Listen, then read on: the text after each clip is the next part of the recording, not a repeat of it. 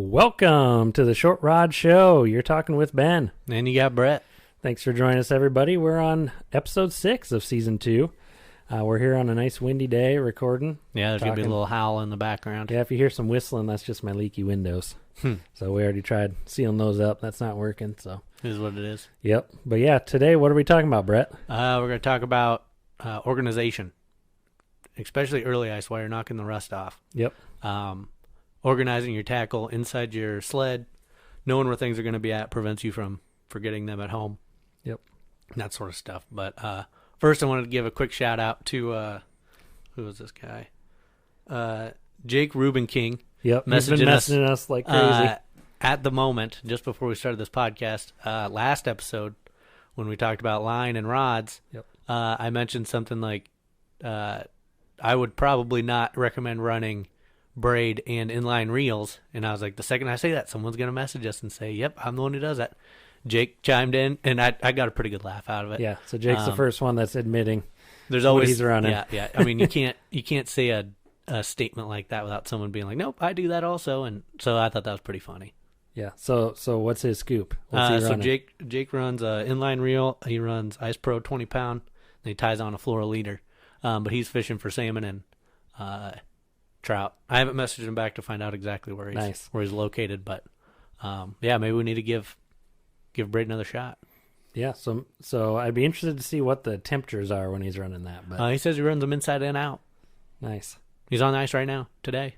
He's out there messaging us from the ice. Love it. God damn it. Lucky guy. Yeah, I know, right? I mean, it's what, 40 degrees out today? Yeah, windy. Just windy, and we have not been out on the ice yet, but looking to change that coming up here. Yep. So that's good.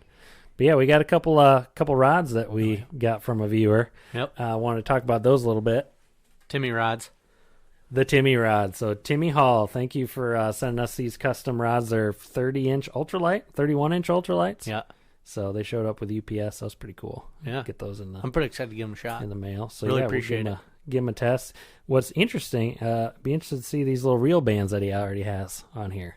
I've never seen those before. Yeah, they can't Velcro be. ones. They got to be better than those the sliding Fraybill ones that I have on my 2 reels right at the moment. Oh, those aren't very stretchy, right? No, they're not stretchy at all. They just slide over them, Yeah. and then they slide off, and your reel falls off all the time. So those can't be any worse than that, I'll tell you that. So yeah, this is quite the ultralight.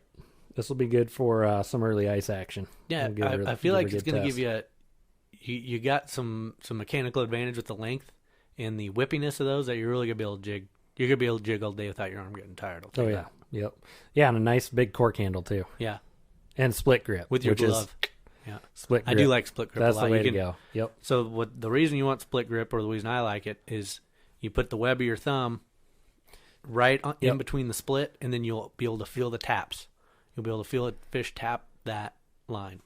You got a direct connection to that tip. Yep. And you can feel it through your web of your hand before you feel it. Yep. That's when. So if you're not familiar with it, that's when you see like guys fishing like I described it as a pistol grip. Yep. Where they hold the shaft of the reel with their bottom 3 finger, with their pinky, ring finger, and middle finger, and then they got their pointer finger on the cork on the front, pointing forward, and then they got the web of that split grip fitting right in the web of their of the thumb. That's between versus their thumb and their index. Pulling, just grabbing it like this, just fisting it. Yeah, you got no feeling. Yeah, then you really got to watch it, and it's really hard to control, and your arm's just flying around, and the pistol grip's kind of the way to go. I'll be interested to see how I feel about the size of that cork handle.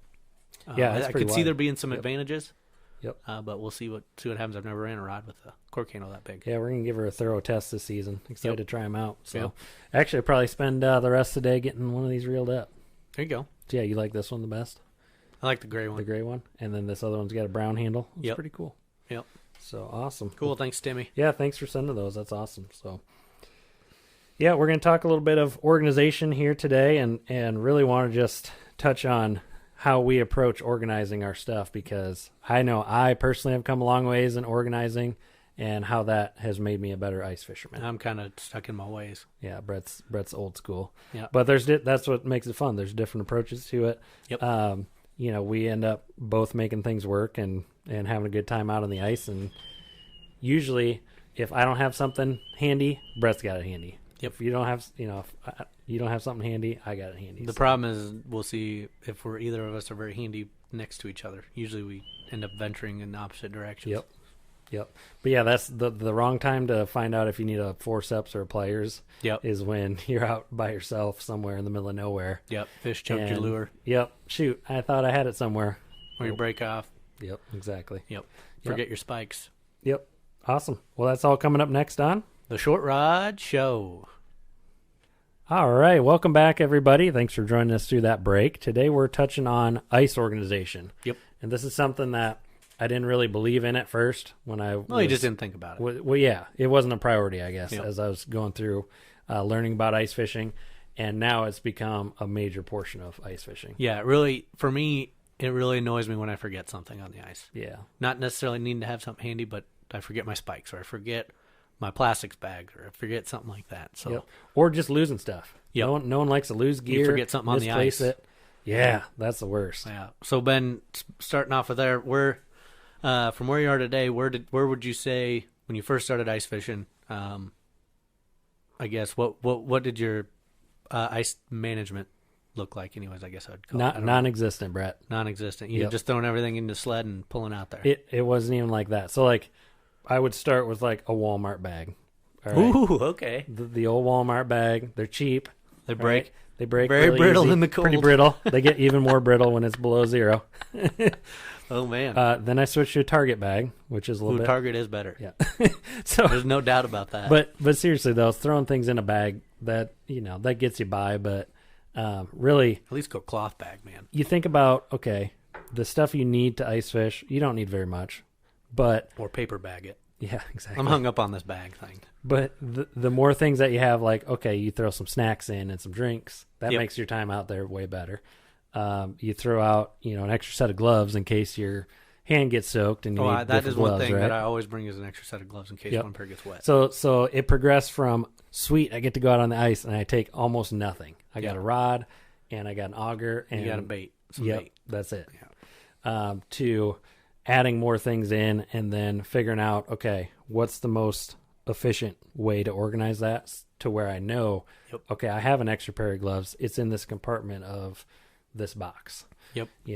I know where my jigs are. It's in the sled over here Yep. in the corner. I know where my heater's at. It's not going to get broke sitting up over here. Or your cooking supplies. Cooking stuff. Yep. Yep. So I kind of run a hybrid system now, depending on how we fish, and that's another thing that I'm always fine tuning because there's always different scenarios of, I'm going to go out and say, for instance, take my family out. I'm going to need different stuff than if I just run and gun by myself, Definitely. or run and gun with you. Definitely. So first thing that comes to my mind if I'm taking the family out is I'm thinking fishing's not my number one priority at that point. It's comfort. Yep.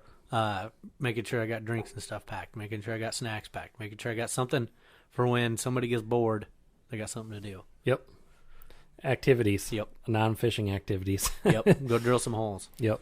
Yep. So it's always different depending on the different situation that we're facing. But really what's helped me a lot has been the sled organization versus like my original shelter, which had a sled that you just pile everything on top of. Well, it was only 3 inches deep. It wasn't a deep sled. Yeah. Haul it out on the ice, and then you have to literally remove everything out of your sled To pop it open. Yeah. Yeah. And I'm sure the hub guys that fish in just hub shelters are kind of doing the same thing. They got a sled. but a they'll lot take of a sled times. with them. Yeah. Yeah. So it's similar to that, but this was literally a 3 foot by 6 foot wide, 2-inch deep sled. I liked those days though. That sled was light. It was light. easy to move around Yep. and maneuver, and yeah. Yep. I found myself not popping it open as often. No, it's kind of a pain to pop. Yep. But then you got all your stuff on top you got to take off, and that's really where I lost a lot of stuff. Yeah, you'll lose stuff out the back. You lose stuff out the back. You won't look behind you all the time and see it, especially if you're running over snow and you drop something off the back of your shelter. You can look Like a back and drift? see it. Yeah. Oh, I just mean like something that you drop off in the white reflection of the yeah. snow. You can see it really easy. There's Yep. a lot of contrast there. But if you're just running over ice, you could drop your flashlight off or a bucket of Or I see on whatever. Facebook people losing their flasher all the time. I'm I like, see that too. what the hell? That's like the most The important flasher piece of pops off, equipment. or like somebody leaves a bucket out on the ice, or on like at a boat ramp. I Or mean, something. you've done that before. Just a bucket, yeah. Your I don't marking think bucket. There's the problem. there That wasn't anything marking's in it. white. That marking bucket's I white. know. Blends in right with the It snow. needs a little more Frickin' color to it. Hoses you. Mm-hmm. So, the main thing that helped me organize was getting that otter shelter, having a deep sled that I can pack and organize around there. Yep. In the sled, and I see a lot of guys like building, big plywood. Yep. Oh yeah, I see top some real. over it with the cabinets and the flip up tops. Yep. And so I mean, those look sweet, but for us, primarily, you have that quad, but primarily we're pulling out by hand. Yep. Any weight you add has some sort of cost to it. Yeah. So you have to be very weight conscious. Yeah, and those guys are running like 3/4 inch It gets them marine heavy. plywood. It makes them heavy. Making it waterproof, adding carpet over it. It's a sweet deal. Like if you you're can just add pulling it baskets and behind stuff a to quad. stack stuff. You can put batteries underneath things. You can put everything away. Have a spot, clean looking deal. But Yep. that's a lot of weight. The main thing organizing your shelter is to just do everything the same way every time, right? Yep. So for instance, my sportsman's caddy, the Otter sportsman's caddy, is a little flip top black plastic box, right? I'd say that's where your organization starts. Yes. Really with your stuff. It's always going to have a propane tank in it, extra gloves, extra hat, extra flashlight, like multi-tool, extra forceps, some extra jigs. Yeah, you got jig box in there almost always. Yep. That's kind of like a last ditch. Okay, if I lose my other box of whatever, Works there's out real always good to gonna be record this something podcast on the go also because you can set the recorder in there. Yep. It's not like waterproof, but No. for the most part, yeah, it's going to keep. How stuff often is it protected. going to be wet anyways? Yep. Unless you're dragging out in the rain, I guess. But Yep. So it's good to have a system where whatever that system is, you say, all right, for sure, I know this is going to have these items in it, for the most part. So repetition and knowing where things are going to be at and Yep. putting them back Yep. where they should be when you're done. Yep. I'm a big fan of like the last couple years. I've had a shift from carrying everything in my shelter and being kind of tied to that shelter to now I carry a lot more stuff on my person.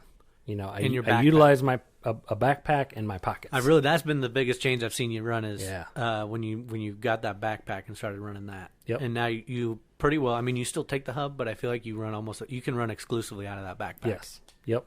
And so that doesn't matter if I'm hopping in the truck with somebody else and we're going out fishing. I can just grab an auger and my rod case and go right in my backpack.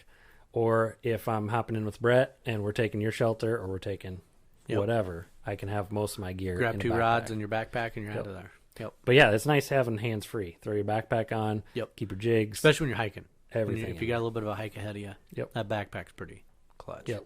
But yeah, what's your kind of tactic for organizing, Brett? I'd say I'm old school, and I've really kind of stuck to my ways of. I'm a 5-gallon bucket kind of guy. I've got a pile of them anyways. I was gonna say you bring multiple buckets. I got several buckets. Yes. Every time we're out. But I pretty much in it. There's an effect. I'm not buying these $100 bullwhip rods or nothing like that. I'm running $11 schoolies. If I break one, half of mine are already super glued together anyways.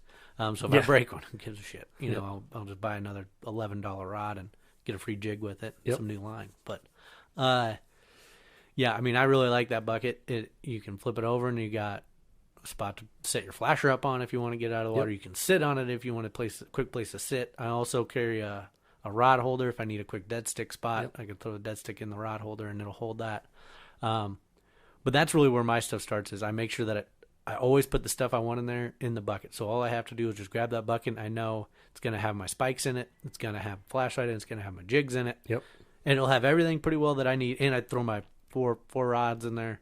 It'll have everything I need except for my waxworms. Yep. And you know what thing I forget the most when I go out ice fishing? Those damn waxworms. Waxies. Because it's not in my bucket. Sitting on the basement window. Yeah. And I know they're there, but when you if you get in a hurry, you're thinking about other things and you forget about it. Definitely. You're out. I have everything. I have my plastics. I still got everything else, but well, and like you said, you're old school, but that's tried and true. Yep. The 5-gallon bucket is exactly what all the old school ice fishermen started with, and then carried everything. That too, if you go out and then all of a sudden you want to decide to keep fish, then okay, Absolutely. I got to dump my stuff out, but then I got a thing to carry fish in. Then you got to consolidate buckets, but you always have more than one anyways. Yeah, I always carry a handful. I've always got a couple of buckets anyways, but Yep. Yeah, I that's my rod holder. That's my gear holder. that bucket's doing everything. Yep. And you throw your schoolies right in the bucket. Yep. Sticking out. Handle first. Yep. Well, yeah. Yep. Yep. Yeah. Sticking right out of Works there. pretty good. Yeah. I'm more of a rod storage, like rod box kind of guy. I mean, your rod box is nice, but you also have Yeah. a little bit nicer rods where if you're running like a bullwhip or something in my bucket, you're going to be talking break off city. You're going to be snapping rod tips off like crazy. But I have gone from carrying that rod case with me everywhere to I will pull a few select rods if I'm fishing, out of my shelter, and I'll put them in my lithium shuttle, the 2 rod holders in the back. That's been nice. Yeah, the lithium shuttle does have some opportunities. In general, this is going to be like the baby. Like I'm going to carry this separately in one hand, auger in the other, backpack on, right? And I'm going to keep my eyes on those rods that are in there. Yep. And I really want to do that. We'll have a further conversation about this later, but picked up the Panoptix ice bundle here a couple weeks back, but I need to figure out how to make that a little bit more versatile as in carrying. See, like I see guys do like PVC on the side. Yeah. Like something we'll that figure something out you like can carry some select supplies with you. Yep. I want to run it as standard as possible here for a little while just to get a good feeling for what comes out of the box, and then yeah, and if you guys missed that, Brett bought a Panoptix ice bundle. Shit. He's no longer as old school as he was. He's jumped up. I am pretty excited to get it out there. Cool. I got a little antsy even the other day and took it out to DMAC Pond over here and ran it off the side of the dock. And my problem was I could see the fish coming in, and you'd be what pisses you off is there's a lot of fish that come in that don't bite your lure. And number 2 is I could see where the fish were at, and I was running my ice rods. I should have brought a long rod because I needed to get out about 5 more feet. Oh, you just couldn't get out to him. I couldn't get out far enough. Well, I mean, you sent me a picture of it. It was 8 feet. Yeah, 8 foot deep off that dock. Man, it was sweet watching those fish move in and out, and you could see how they related to the structure and worked up and down it and off to the side, and I liked it a lot. Well, I think this is kind of the year that a lot of people are going to get into Panoptix too, just because of the drop in price, and they're going to be switching up their transducers, and it just every year becomes a little bit more attainable. But well, not to go off on a tangent, but I mean, are. At that We're way down at that price point where it came down to what $14.99, $1,500, when I was already wanting to look at like a Hummingbird Helix 7 or something like that, and for me, I didn't want just the regular ice bundle because I wanted to do side imaging if I was going to bring it on the boat and all that. By the time I got to that price point, and versus what the Panoptix price point was, it was just no brainer to add a couple extra $100 and run with it. Yeah, and like you said, that's multi-purpose. You're going to be throwing it on the boat. You're going to have basically a sweet setup. Pretty excited for it. So that's pretty cool. Back to storage. What were we talking about? Storage and organization and carrying gear and that sort of stuff. Go into your jacket a little bit because I know that's also a big deal of how you carry a lot of your stuff. So you like utilize I said, the pockets. Backpack and my ice fishing suit, the Predator suit, having pockets in the front, all over the place. I'm just loading that down. And they're big pockets. Yep. I mean, you fit your jig box in there, you can fit your flashlights jig box, multiple jig boxes. My plastics wallet goes in there. And that plastics wallet's starting to look like an old school billfold, where they keep an old man you guys keeps on YouTube, you're every seeing this receipt thing just bulging. They keep every receipt. They keep every card that anybody ever gave them, and it throws your hip out. So deal. They claim that Widowmaker says you can fit 4 packs of bags in there. You you can 8 packs in there maybe. I kind of want to fit some more in there just to try it out. Yeah, got lots of different plastics. Really stepped up the plastics game this year. Yeah.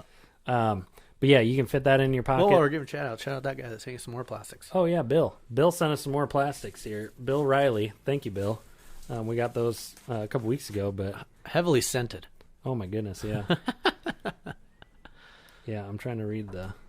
What was the brand? The brand. Ross Custom Baits. Ross Customs. There you go. He sent us some. He's had some good luck on, so we're gonna test those out. A couple stickers. I'll be interested to try those out. Yeah, just sweet. Opening that is like garlic and onions. Yeah, there's some. Oh my gosh, there's some fragrance. It's pretty cool. Yeah. But yeah, so you can keep your plastics if you can keep them handy. You're more likely to be able to use them and willing to use them, and that's what you were touching on a couple episodes back about being able to retie and. Hey, if I'm not catching something within a short period of time, I'm retying onto something else. And then having those close, like you say. Yep. If you don't have that handy and it's back in your shelter and you're halfway across the lake, you're not going to do it. Yep. Even just having it in a backpack, well, I got to dig around and figure it out. Well, This way, I just reach down in your pocket. Right I there. got my jigs, got my plastics on the other side, Ready and to ready to go. retie. Yep. And I'll go so far, I'll throw the recon camera in one pocket. You know, yeah. if we're out running around, Yep. just if I see something goofy on the flasher, I can stick the camera down and say, okay, this is a brush pile right here. You know, it's not just my flasher being goofy. So that's Convenience. gone a long way to organize, is just actually utilizing pockets. Because originally I would not do that. I would just use my pockets for like, oh, here's my gloves in one and my hat in the other. Yep. And that's kind of it. Yep. Yeah, that's been really good for me to organize that way too. But the other thing that we've switched around starting last year was running the quad. Yep. And having, our quad it doesn't have a lot of space for that No. to organize, but it does have a nice custom got a front rack in the rack. front. Yeah, custom. So that's meant to hold 2 5-gallon buckets. What's your grandpa's name? George. George Customs. Yep. Custom front rack holding 2 George 5-gallon buckets. Quad custom racks. Built Look him just up. for Brett. Brett can throw his buckets on there, and that's all you need. They fit in there Yeah, perfectly. absolutely. Yep. So, having that rack is nice. I use it's like a cheap Sportsman's Warehouse gun rack. Yeah, it actually works pretty good. Yeah, for an auger mount. Yeah. So we can strap the laser auger in there with the clam plate and the drill. Yep. And hold that away from everything. Of course, You can fit 2 in there, right? We can do 2? No. They don't quite fit, does No, it? not quite. No. A little bit goofy. Couldn't remember if it did or not. But like they make some pretty cool auger mounts. Oh, yeah. Like Yeah, the I mean, for what it snapping is, it's ones, but is what it is. this has 2 like hitch pins that Yeah. just wedge it down in there. It works. Still good, looks legit. Yep. Just something to keep that handy, so you Yep. can hop off the quad, drill a hole quick, put it Pop back it back. on, Yep. away you go. Yep. Otherwise, I saw a good YouTube video the other day of a ice fishing ATV setup. Mm-hmm. Pretty slick. There's a lot. There's whole some guys that Facebook do groups crazy stuff. I actually like the guys that put their shelter on the back rack of their quad, Oh, yeah. and just have that thing hanging out 4 feet or whatever. You're running a big-ass quad if you're doing that. Yeah, it was like an 800 Polaris. This dude's running around, chains front and back. I mean, granted, I know, a lot of these quads are used for other things other than ice fishing, but dang it, some people run some big-ass quads for ice fishing. Holy crap. And one thing I took away from this video, I can't remember the channel, but it was like the ultimate ice fishing ATV setup is what it was titled. Well, your buddy Dave Gens, he runs the ultimate snowmobile Yep. setup. Holy crap. The helix on the front. And His setup is sweet. the one thing I took away from it, though, was that the guys that are really organized are going to just take that to the nth degree. So he's got an enclosed trailer that's only used for ice gear, right? Wow. He's pulling his quad in, fully self-contained, all of his ice gear that he has, rods sticking out the front, everything, and just pulls it in his trailer, seals it up, doesn't have to unpack, pack up, whatever, and just leaves it there through the whole summer, no problem. That'd be one. Speaking of adding rods, that'd be nice to add to the front of the quad is rod holder. Couple rod holders. Yep. That'd be kind of sweet. Just keep them on there. So the way that we swing it around into the pickup truck sideways. Oh, maybe you wouldn't be No, able to I do think that. we could. It just keep it on the sides. Yeah. Nothing in the front. Yeah. No, that's what I meant. Yeah, on the side. But yeah, we probably wouldn't have them in there while maybe I don't want to put them out there. Maybe I don't want people to see what we're fishing with. we're just tooling around on the ice. Yeah, I don't want people to know. Maybe. Yep.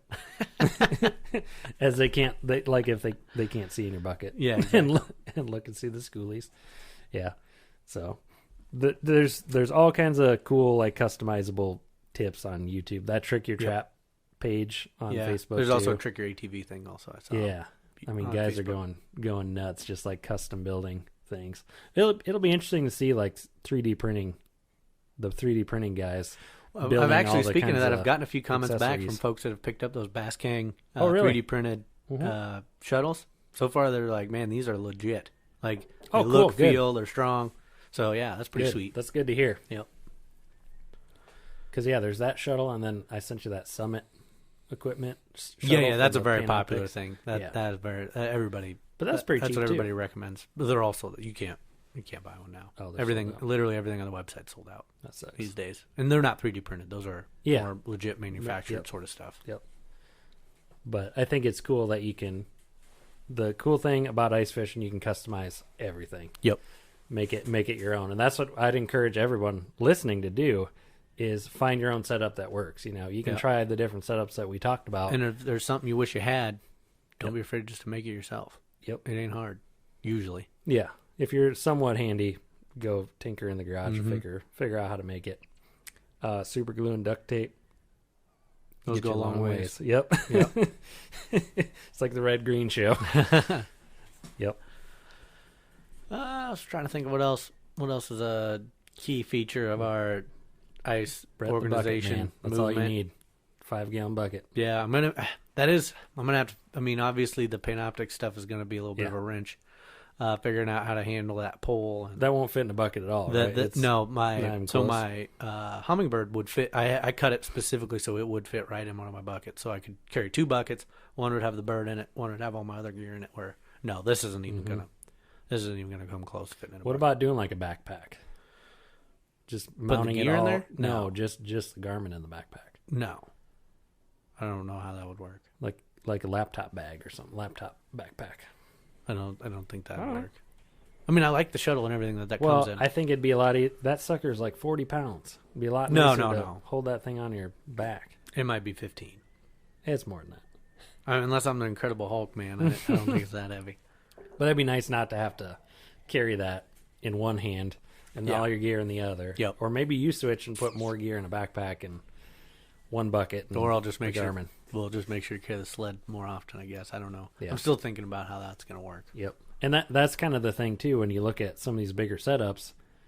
The guys running the live scope, like you're not Oh God, running and gunning around. I see people that they just leave them in a sled. They don't even try to carry them around. They're just in a sled and they're pulling them around.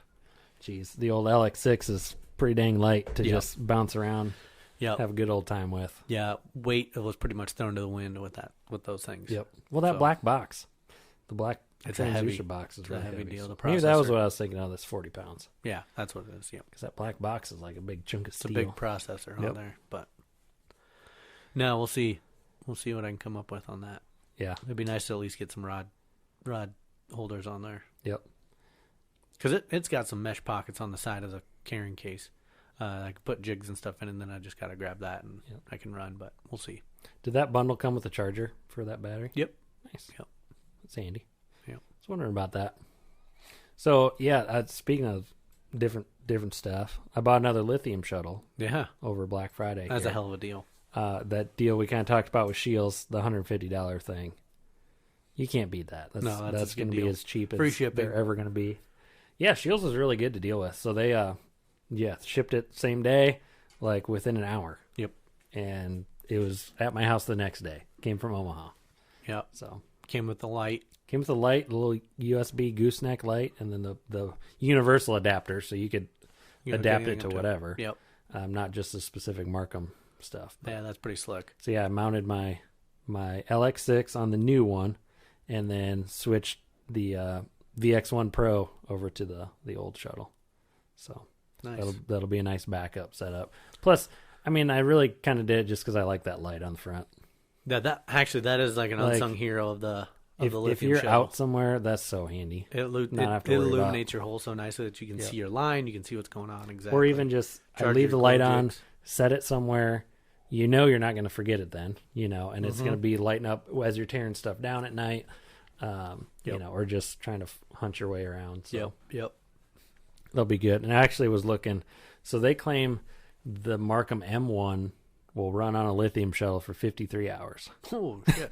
So I'm guessing the VX1 will be probably not quite as good because it's not quite as long, brushless, but that's still but plenty long. that'll be sweet. That is awesome. Yep, just run it and go. Nice. Because that's the thing with lead acid batteries. You don't really know how far they're running down.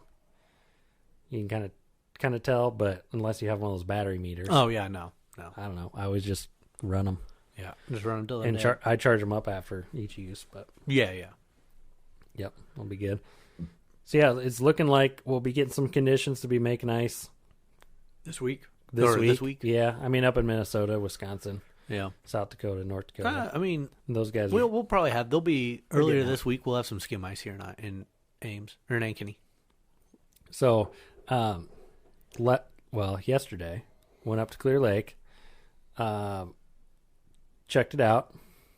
No ice up there. Water temps, Well, yeah, of course. water temps are 37, so that's Oh, promising. really? Is that cold? Yep. I'm surprised Yep. to see it was that cold. 37, and then it was down to like 36 and a half by the time we left. I'm betting that'll cap over. So tomorrow and Tuesday, I think Tuesday, I don't think it's going to get above freezing. Yeah, and it's going to be cold at And night. we're an hour and a half south of Clear Lake, so I bet if it's a calm night, I bet it caps over. And there's skim ice on some of the marshes and everything already. So that was cool. But that was a really good opportunity to get out and scout out some of the early ice spots, Oh yeah, in the boat. I still think, especially when you're talking Clear Lake, there's got to be some opportunity on that east side of the main lake. I mean, everybody concentrates. If you're familiar with Clear Lake or whatever, look it up. It's a lake it's basically two lakes where you got the little lake on the west side, and then it pinches down, and then you got the main lake on the east side. And a lot of people fish right around that pinch down point. I mean, that's like on both sides of the lake. Yep. I mean, there's got to be too much water on that east side. There's got to be fish out there. Yep. I mean, the deep water is on the west side, but I mean that lake's so big. There's got to be fish out there somewhere. Yeah, and what was interesting was we went up on the little lake side first, and ran up where we were sight fishing. Oh yeah, by the perch. Yep, up by on the that inlet. east end. So that gets real shallow, but it was cool to see the actual weed structure, how the weeds are How they set up. now. Yep. Before it freezes over, because it's harder to tell, through a bunch of cloudy ice what kind of weed structure you're looking at. Are we looking at Is it sparse weeds? Is Yeah, it like exactly. pencil weeds? Is it so something big and bushy? yep. But those weeds are already dying. Like Oh it's yeah. dying a lot. Once they get below, Yeah. I don't know, 50 degrees, they start dying off. But yeah, they were dead to the point where I didn't even have to pull them off my They're falling line. off. They're just Yep. falling off Yep.